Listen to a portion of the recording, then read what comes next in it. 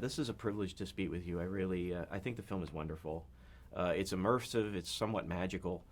I was just wondering, from your perspective, in the doc, we see Bowie has a passion for deconstruction, and I was wondering, from your perspective, why you decided to tell the story in the way that you did.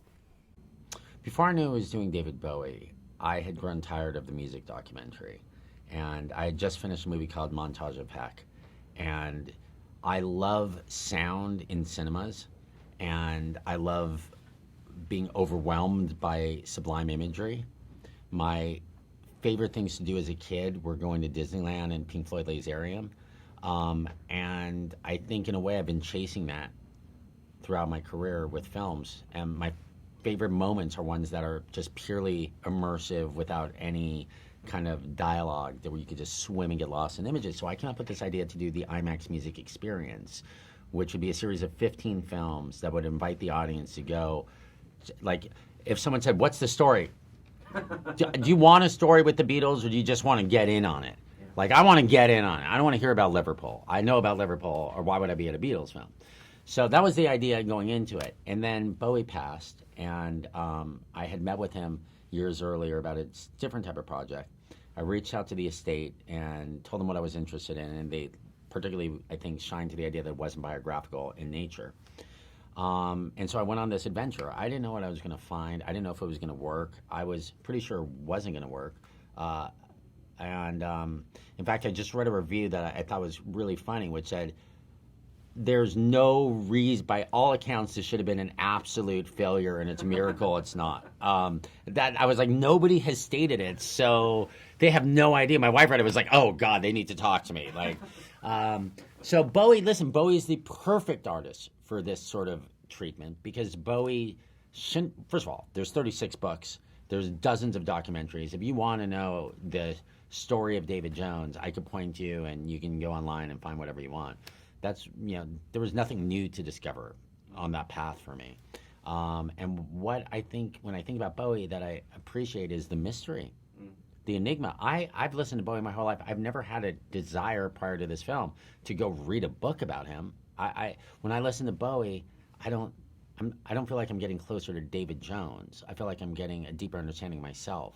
And I think it's by design. I think he creates a sort of projects, allows us to project onto him, and he reflects back to us a deeper understanding and meanings of our own selves. The relationship between the artist and the spectator with Bowie is just on a totally different level. Yeah, it's so fascinating. And you open the film, of course, with this quote where he refers to Nietzsche, but then he suggests that, we've tried to fill in this hole that we've lost when God is dead.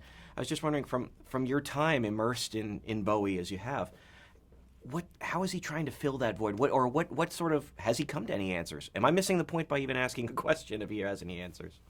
Well, there are no answers, there's just questions. I said one of my favorite expressions is there's no dumb questions, there's dumb answers. And, I think that's the central question of the 21st century. I'm not sure he answered it. I don't think he attempted to answer it. I think he showed how he was filling in the void. And David took every moment in life as an opportunity for growth and for an exchange. He approached life like the greatest adventure.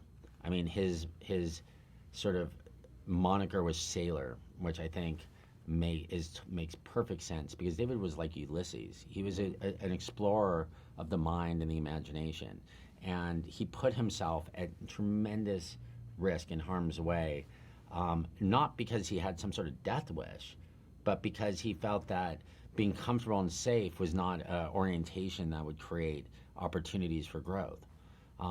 One of the things in our world that, I was born in '68, and, so much of our culture is about trying to get to a place where you're safe and comfortable, and you have all your creature comforts and possessions. And that was of very little interest, not to say he wasn't interested in money or whatever, but being comfortable was something that he knew was easy to do and therefore not worth doing. So he put himself in environments that would challenge himself. And he was willing to risk his audience time and time again. And in entertainment, when you lose your audience, there's no guarantee you're going to get them back. But he didn't care. I mean, he wanted to sell records on his terms, except for the 80s where things kind of changed up a little bit. Oh, honestly, it's an incredible film.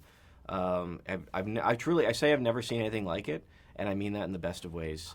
And I appreciate that because, like, as a filmmaker, this is what I was going back to Laserium and all this stuff, is as a filmmaker, that was my hope, is to get to a point in my career, get a point in my life where I could actually try to do something with this medium that I'm in love with, that has given me so much. And yet, you know, when I think of narrative film, there hasn't been a tremendous amount of evolution since The Great Train Robbery in 1907. I mean, shot, reverse shot, 180-degree access. It's all, I mean, there's been some, but as a culture, we still read film in a very linear way. And one of the things that excited me in constructing Moonage Daydream was this idea that it was like, I didn't have a reference point. There wasn't like I was watching someone else's film to figure out how to solve the mysteries of this film. I just had to get in there, put a blindfold on, and try to feel my way out of the dark. It's honestly, it's phenomenal. So Thank you. Thank you so much for the time to chat with you.